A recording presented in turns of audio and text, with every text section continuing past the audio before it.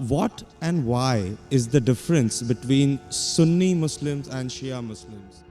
नमस्कार। अक्सर आपने सिया सुन्नी विवाद के बारे में सुना होगा, लेकिन आपके मन में ये सवाल जरूर उठता होगा कि कुरान को पढ़ने वाले दोनों खुद को मुसलमान ही कहते हैं, फिर भी इन दोनों में एक प्रतिद्वंदिता दिखती है। तो क्या है इसके पीछे का कारण?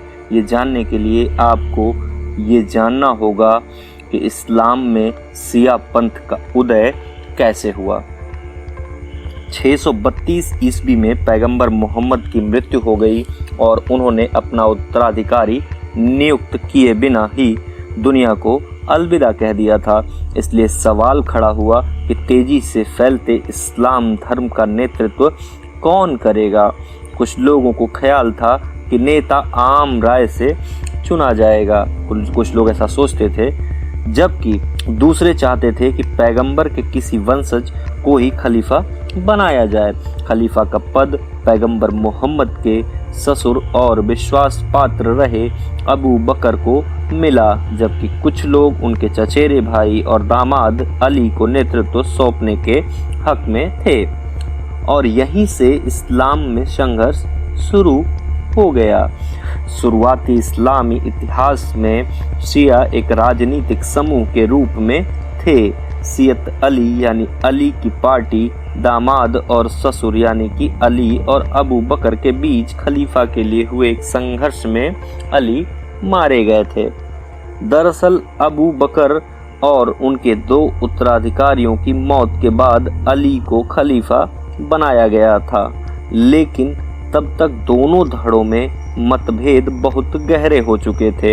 इसी कारण कुफा की मस्जिद में अली को जहर से बुझी तलवार से कत्ल कर दिया गया।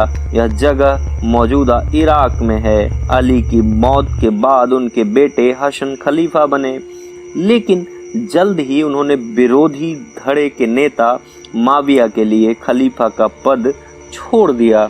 सत्ता संघर्ष में हसन के भाई हुसैन और उनके बहुत से रिश्तेदारों को 680 ईस्वी में इराक के करबला में कत्ल कर दिया गया था। हुसैन की शहादत उनके अनुयायी का मुख्य सिद्धांत बन गई।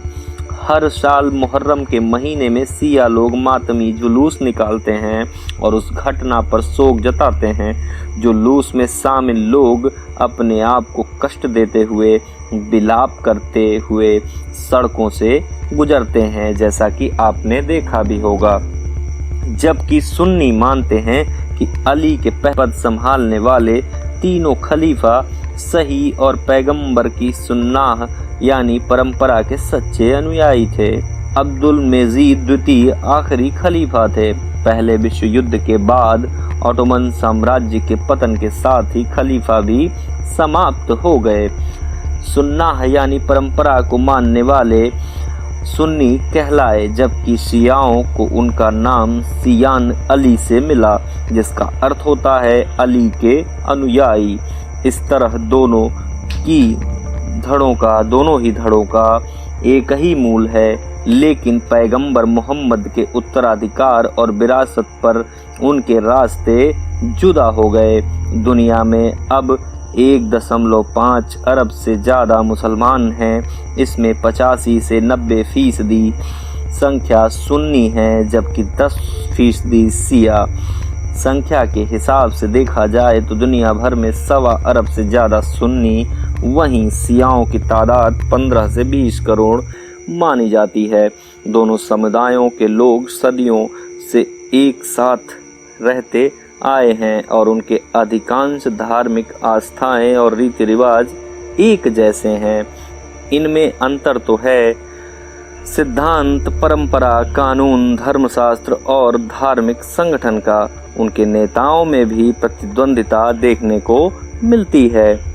ईरान, इराक, बहरीन, अजरबैजान और कुछ आंकड़ों के अनुसार यमन में शियाओं का बहुमत है। इसके अलावा Afghanistan, Bharat, Kuwait, Lebanon, Pakistan, Qatar, Syria, Turkey, Saudi Arab और यूनाइटेड अरब अमीरात में भी इनकी अच्छी खासी संख्या है। मध्य पूर्व के देशों के बीच अक्सर शिया सुन्नी विवाद सियासत की धुरी होता है।